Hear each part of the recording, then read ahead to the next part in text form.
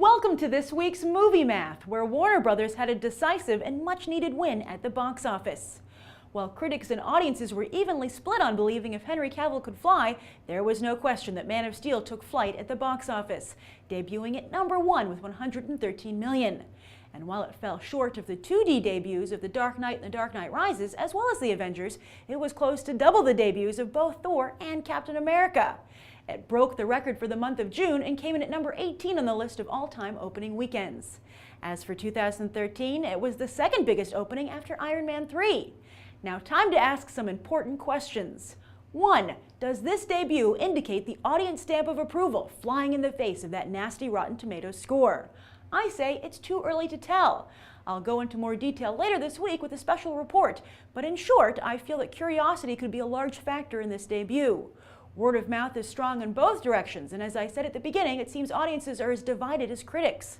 Plus, next weekend, Man of Steel will no longer be the movie du jour, as World War Z is the next blockbuster to step up to the plate, and that seems to have more universally positive word of mouth. 2. Will Man of Steel join the billion-dollar club?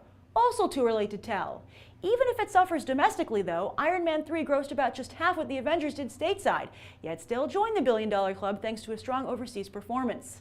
Plus, while Man of Steel had a strong debut in several small foreign markets this weekend, next weekend we'll see how it does in the big leagues as it debuts in Russia and China, two of the biggest overseas markets. So yes, Man of Steel's future is uncertain, yet Warner Brothers has good reason to hope.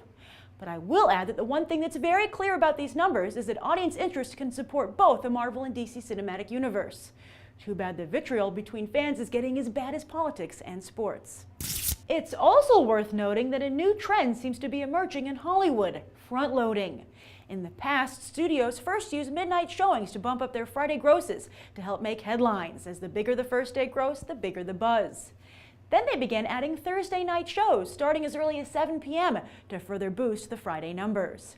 But Warner Brothers went a step further for Man of Steel, partnering up with Walmart to heavily promote those Thursday night shows with special tickets, turning them into a mini-event. That's why on Friday morning you were hearing two sets of numbers: the 9 million Man of Steel brought in the regular way, and the 21 million that included an extra 12 million from those Walmart screenings. While Hollywood isn't counting that 12 million in its final weekend tally, it allowed Warner Brothers to claim that Man of Steel had bested the Avengers, The Dark Knight, and even The Hunger Games Thursday night grosses. But when you take out the Walmart screenings, it actually brought in just about half. Then this coming week for World War Z, as I mentioned on Friday's Morning Movie News, Paramount is looking to goose its own numbers with a special $50 mega ticket. Geez, we all better remember to read the fine print on these headlines. As for the rest of the weekend, sadly Sony's effort to counter-program Man of Steel failed. This Is the End made just a little over $20 million for the weekend and about $33 million since its Wednesday debut. Since that's about what it costs to make, it won't take long for the film to be in the black, yet one can't help but wonder if it was robbed of a Hangover-esque debut. Then again, nobody could have predicted that an intense debate over the quality of Man of Steel would erupt, effectively eclipsing all interest in any other movie.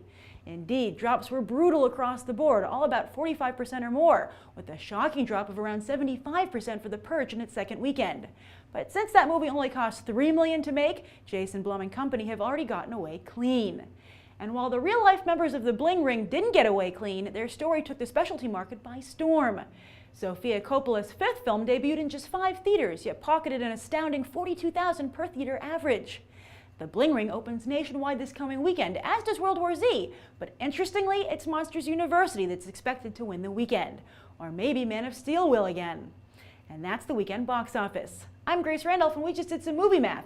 As always, thanks for watching. I hope you'll go beyond the trailer for these other top movies.